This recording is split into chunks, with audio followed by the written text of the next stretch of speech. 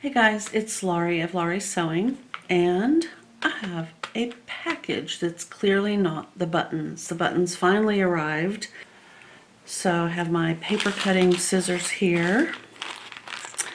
And this one arrived yesterday, which was Monday, February 1st of 2021.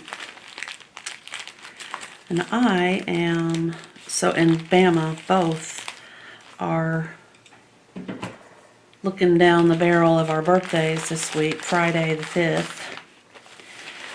Okay, there it is. I don't know, I'm hoping it's going to show up. I'll just show you each of the little boy outfits that I've been looking at. So I have View E. It has this little jacket. And then there's View F. It has the pin tucks, and I think F is this one right here, but we're going to flip it over. Now it says that the price was $10.50. That was the original price. I actually paid $15. The instructions are like, well, we'll find out how many pages we have to deal with here. There are 8. There are 8 pages of instructions. Okay.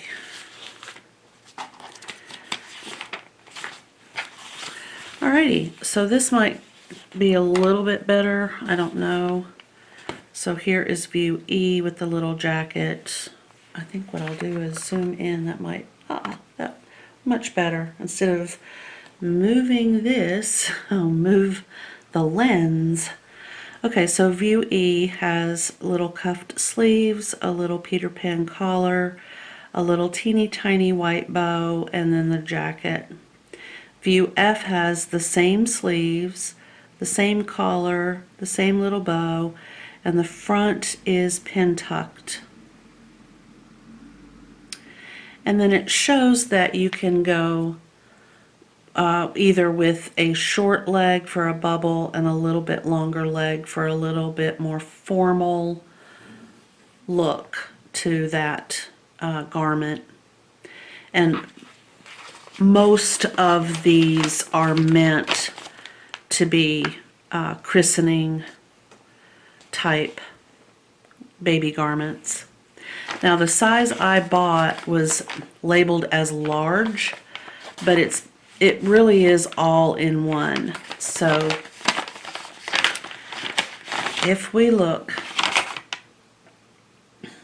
at the back, it gives us a range from newborn with weight at 8 to 12 pounds up to large, which is 19 to 21 pounds.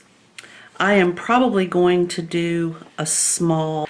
So they tell you what type of lace to purchase, what type of ribbon, what type of snaps, which I will be going over snaps for this in the process of making this. Okay, so there we go. I'm happy with this. It arrived in the amount of time that it stated it would arrive. In other words, it wasn't late. Okay, like the buttons. Will I ever stop saying that? I don't know. Okay, so this is the one. If you watched that other video, I'll try to remember to link it in the description below the video.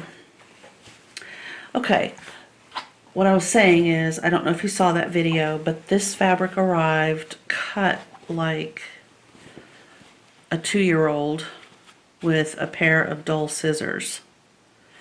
Cut it out. I have no idea how that happened, why it happened. It really just looks like it got chewed up right here. So, fine. This is the blue Speckler Vogel Imperial Batiste, and it also appears to have been stored next to some type of fabric that was covered in sparkles, or something else that was covered up in sparkles. Just There's sparkles all embedded in the fabric along with a lot of dust and other things. So I am going to wash it, of course. I don't like to wash anything that I'm going to be using for baby clothing in a detergent. So I am going to wash it strictly in warm water. I might use hot with vinegar, kind of a diluted vinegar. But it's literally just covered in particles of dust, pieces of fabric.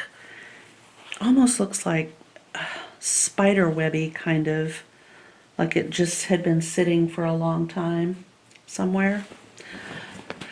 So I'm gonna cut the selvage, or the cut edges with my pinking shears, leaving the selvages alone, and I will wash this and dry it so that I know it is clean and good to work with, as well as clean for the baby.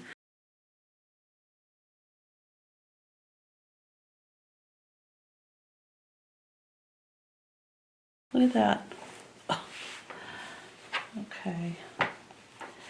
Everything else seems to be fairly well lined up, but that is just a disaster. My goodness. Okay, so first things first.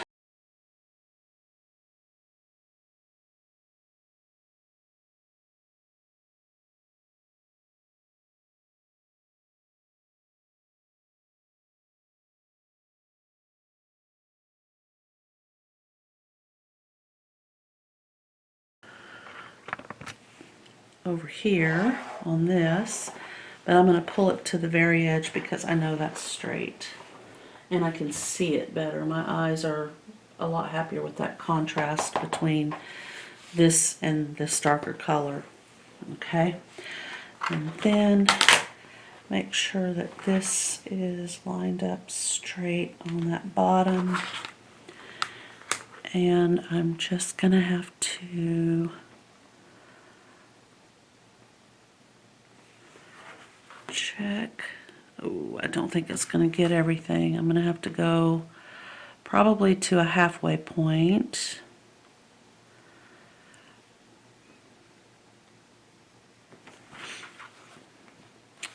See, as you can see, that right there. Okay, so go to here.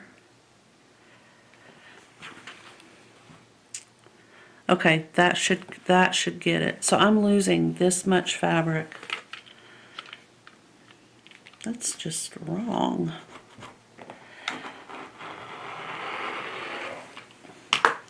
I'm pulling away. Where it doesn't cut, I'll just, there. Okay. All right, my fingers are crossed, and I'll flip it over and see if I got it all. Nope. But I'm going to leave that like it is. This is just going to have to be what it is. But everything else is straighter than it was. Okay. Let's see.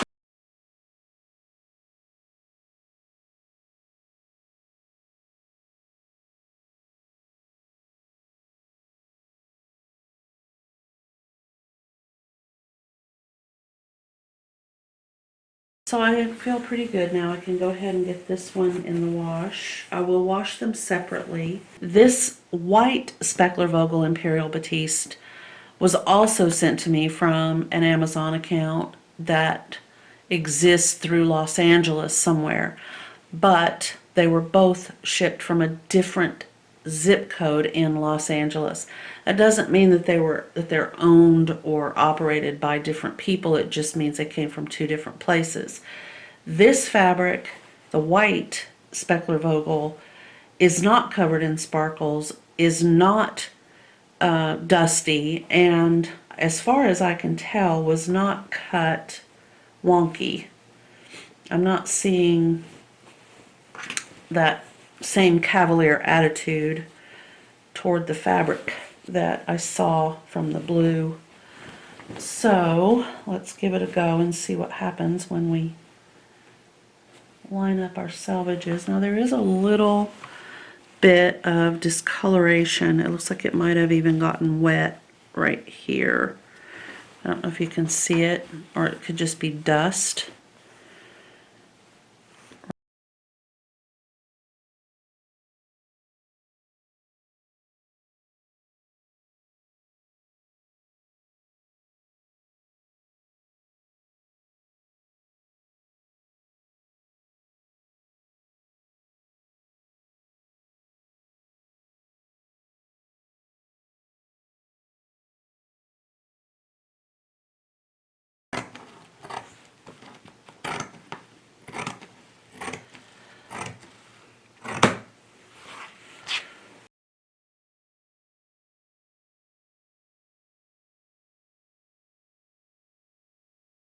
So these will go in the wash to be taken care of prior to working on the baby outfit.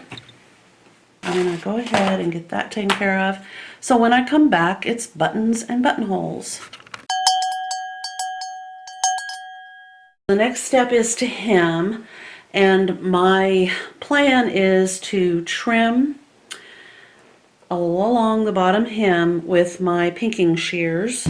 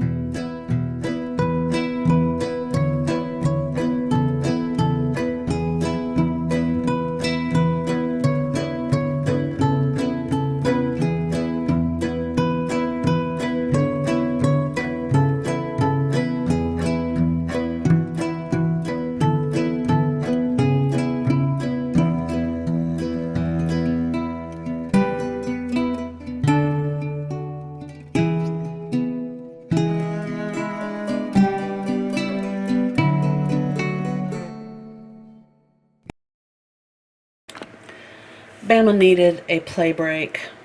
All of his toys got wet outside, so he's not allowed to have them in the house once they go outside and get muddy from all the rain and yuckiness out there. So I made him a new toy to play with. It's and I videotaped it, but I don't know what happened to that. It's just a piece of fleece, and on the inside is a small piece of a envelope that you mail things in with bubble wrap on the inside that crackles and crinkles and makes a really interesting sound, and then just some fabric scraps to fill it. I don't want to use polyfill, but it works in the interim. I'm washing his other toys. He loves to take care. He really loves his toys. He'll just lick them and gently bite them, throw them, but then he forgets. He takes them outside and they get gross, and he won't, he doesn't want to bring them back in. So as you can see, he's like, oh, I love my toys.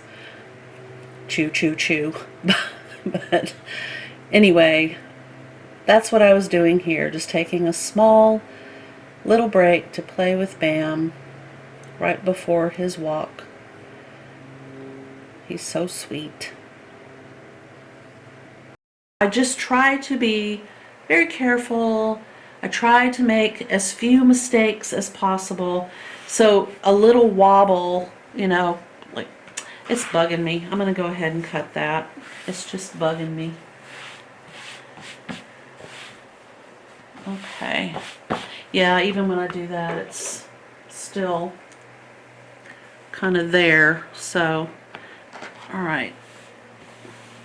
The best way, I think, to take care of that little issue, let's see if you can see it right there, is to use my Chocopel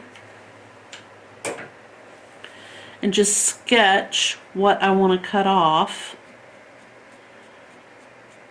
If I were using a rotary cutter, it would be easy. It would be fine. But I want this pinked edge, and I don't have a pinked edge blade. Oops. Okay. So now all I have to do is just take my scissors and cut right along the line that I just sketched off. Okay. And there we go, that's even. I forgot to mention, I did end up doing a 32-inch cut. So from the top of the waistband to the bottom of the hem, from the top to the bottom is 32 inches instead of 33. Let me see if I can find my measuring tape. I think it, oh, here it is. Okay. Alright, so, and then I want to make sure that I line it up along the folded edge of that front right there. And it's a little bit longer. It's like 32.5 inches. I really wanted to go 32, but then I remembered, that's right, I remembered that if I do a roll and whip and I add some lace tape, I'll just have enough of a nice turn on the hem. That's why I ended up going 32.5. So I just cut an extra ½ inch off. I had originally cut this at 33 inches, and then I trimmed it up to the 32.5. It will feel so great to get this hem and these buttonholes completed.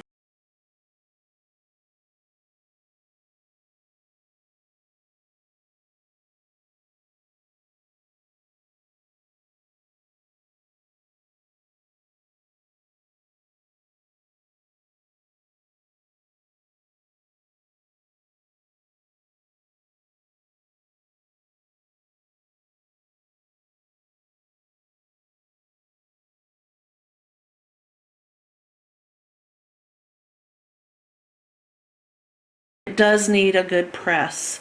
So I'm going to take a damp cloth and wipe off any remaining chalk marks that I might have, and then give it a press. And then as it is now 4 o'clock in the afternoon on Tuesday, February 2nd, I think I'm going to go ahead and let this be part 1, and then tomorrow, Wednesday, when I come back, we can begin with pressing this down, adding the lace tape to the bottom, and that will involve the use of my specialty foot for the Bernina 1080. And as you can see, it has that, it's almost like a divided, sorry, I had to sit down, a divided line in the middle between the two toes of this foot. And what that does is it helps the fabric, it just kind of keeps everything together, I guess is what I'm gonna say. And tomorrow, the part 2 of this video will show you what this foot will do.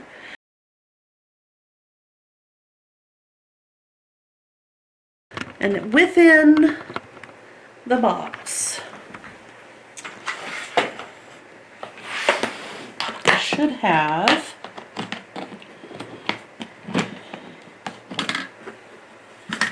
somewhere. Oh. This is a buttonhole foot.